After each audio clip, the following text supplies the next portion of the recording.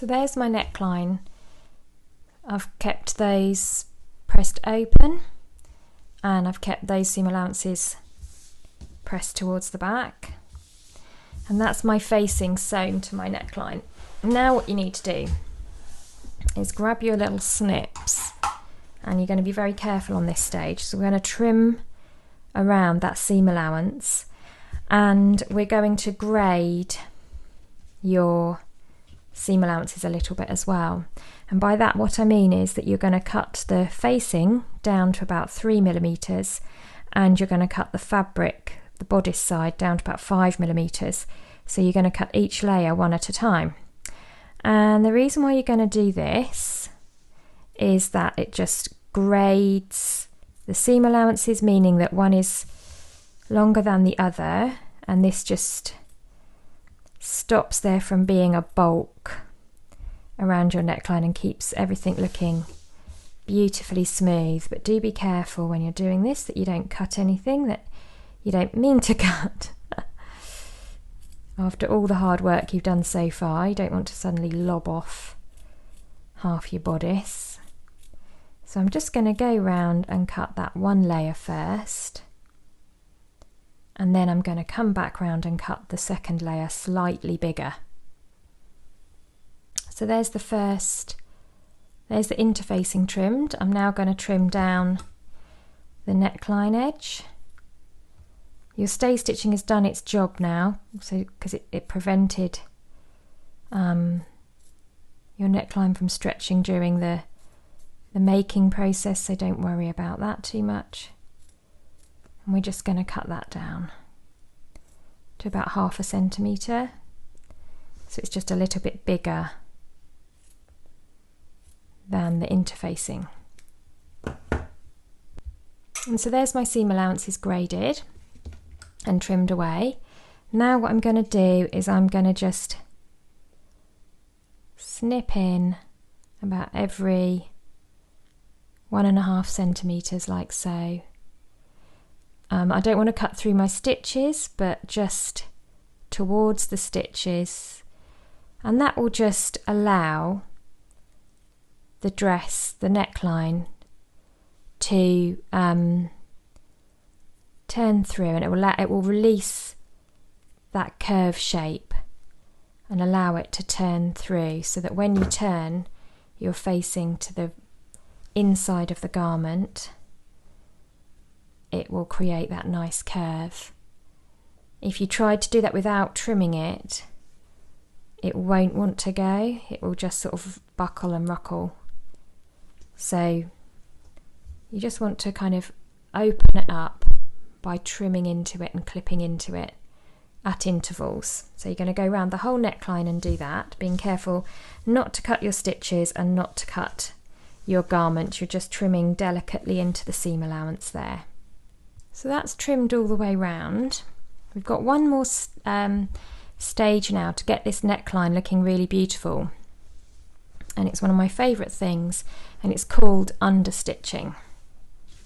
So let's lay that out flat. Now what understitching is you're going to pop your bodice under your machine, and you are going to do a line of stitching on the facing side. This is the facing side and this is the bodice itself, and you are going to stitch really close to this edge, so about 3mm in along here, and you're going to stitch all the way round.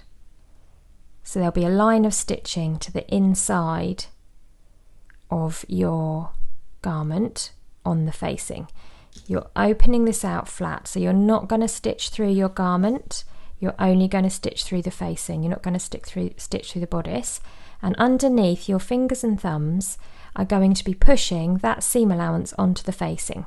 So what you are basically doing is stitching the facing and the seam allowance that you've just trimmed together. And what this will do is it will make it so much easier to create that beautiful curve around the neckline, and it will also stop your facing from curling back out. Just by stitching your facing to the seam allowance, it kind of automatically then wants to roll under, and it will just make your neckline look really beautiful. So I'll just post that under my machine. Can you see I've got my facing side here, and this is my garment, that's my shoulder seam there. I'm just going to put my thumbs under and I'm going to press all of those seam allowances so that they are on the side of the facing. And then I'm going to stitch all the way round that neckline edge, and I'm just going to stitch all the way here, about 3 millimeters in from the edge. And you know, take your time, it's a little bit fiddly, but I'm just going to make sure, move my hand out the way, so I'm just going to make sure that that seam allowance is all pressed to the facing side. So I'm basically just stitching my seam allowance to my facing.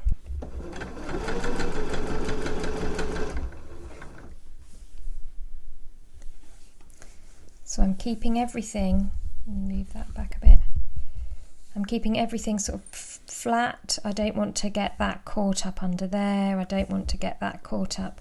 I'm just keeping everything open and flat, and keeping my eye in the window there on my presser foot to make sure I'm just coming around through about 3 millimeters in.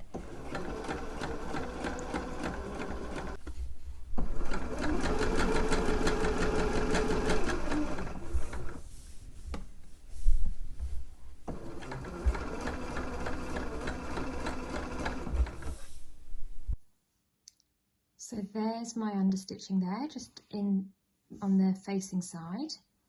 And if you look to the inside, you can see that it's catching the seam allowance, which is all pushed that way. And what that will do is, now when I'm going to turn my facing to the inside of my garment,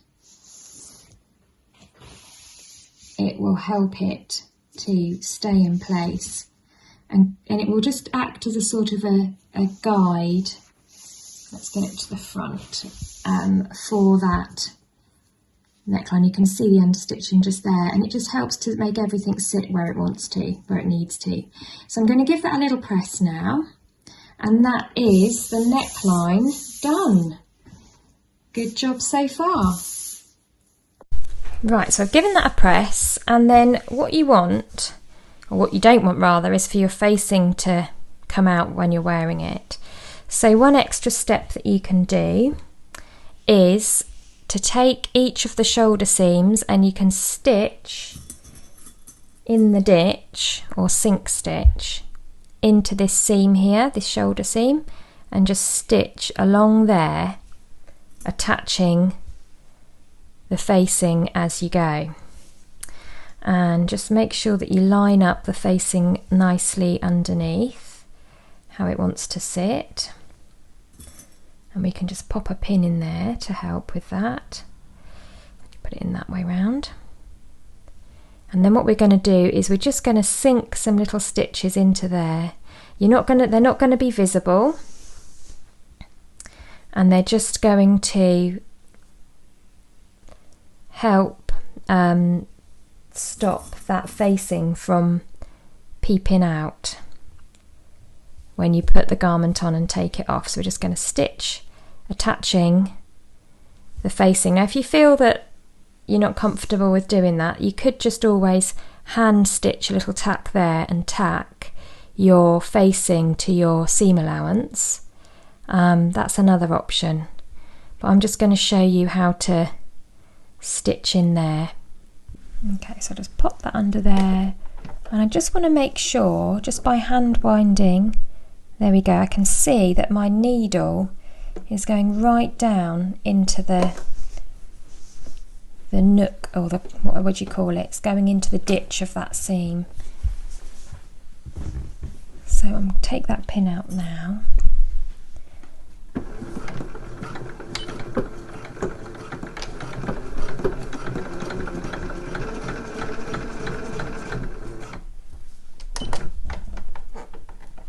And I just want those stitches to just get hidden within the seam there, so I'm sort of sewing on top of that seam.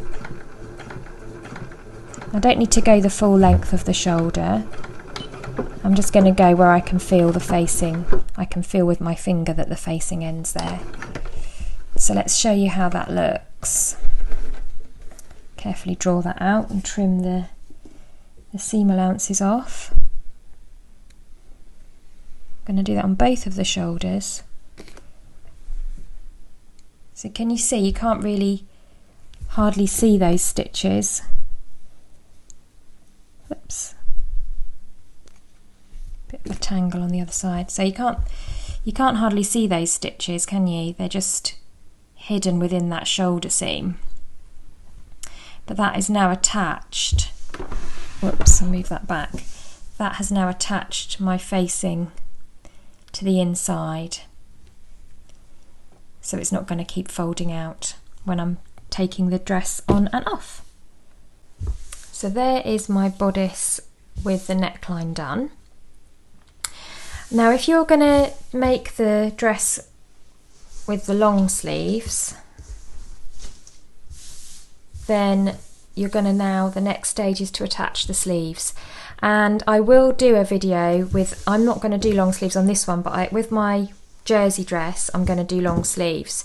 So I will show you, and I'm waiting for my jersey to arrive. It's coming soon, I hope. And then I'll sort of mash these two tutorials together so you get a little bit of everything. The neckline on the jersey as well is another thing. That is, you know, what I've just shown you there is the tutorial for the woven neckline. If you're making this as a jersey dress, then it is a different series of steps, which I will put a separate video on once my jersey arrives. So if you're doing the sleeves, it's the same for woven or jersey. You're just going to put that sleeve right sides together and you're going to sew them together along there. So if you're going to do that, that's the next bit you're going to do.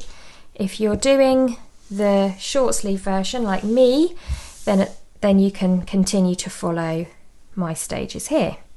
So what we're going to do is you need to get your bodice and you need to turn it inside out. So there's the shoulders at the top there. Let's make sure that you can see that. Up she goes. Where she stops, nobody knows. There you go. Hopefully you can see that a bit better now. I've just zoomed my camera doodah thingy out. So there's my inside out bodice. And the next stage is simply put right sides together. Okay, so I'm looking at the wrong side. The right sides are touching. And we're going to sew down the underarm and side seam in one go. So if you did attach a sleeve, then you'd attach the sleeve flat to sort of make a giant T shape. And then you'd be sewing all the way down the sleeve, underarm and all the way. It's kind of like the all the way under seam. But I'm doing the short sleeve, so I'm just going to pin this together as it is. I've got those notches there that match up, so I can start by just pinning the front and back bodice together at that notch.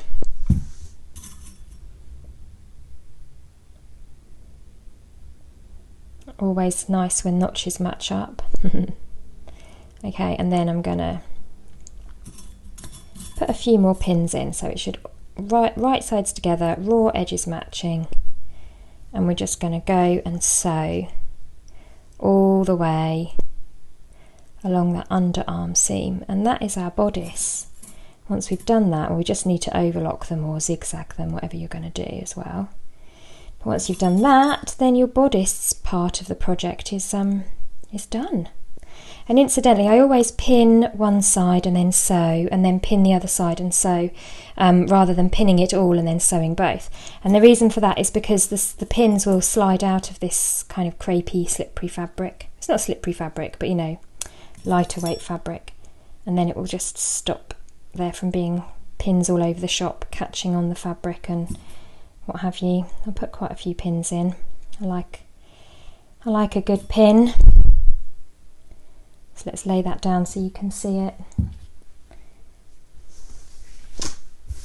There you go, can you see that? So I'm just going to sew all the way down there. And like I say, if I had added a sleeve, then this would just continue all the way down to the cuff of the sleeve. And once again, I'm using a 1.5cm seam allowance, so I'm matching up those raw edges with my 15mm line on my needle plate.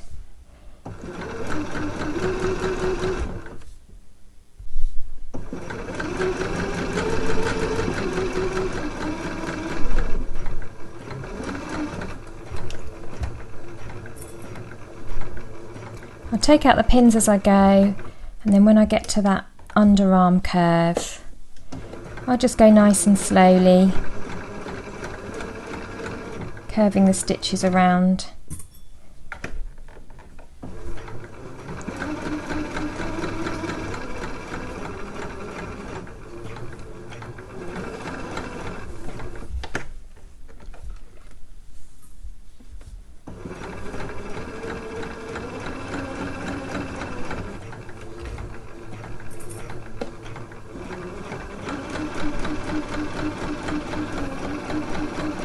And a back stitch at the end to lock those in place.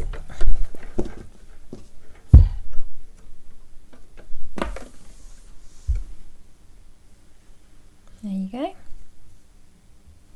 And do the same on both side seams, and then either finish those off with a zigzag or with overlocking. Now with this particular seam, the shoulder seam that we did before was nice and straight, so we didn't need to consider trimming it down, but obviously this is a curve. As you can see, it's going to go under your arm and you don't want it to pucker.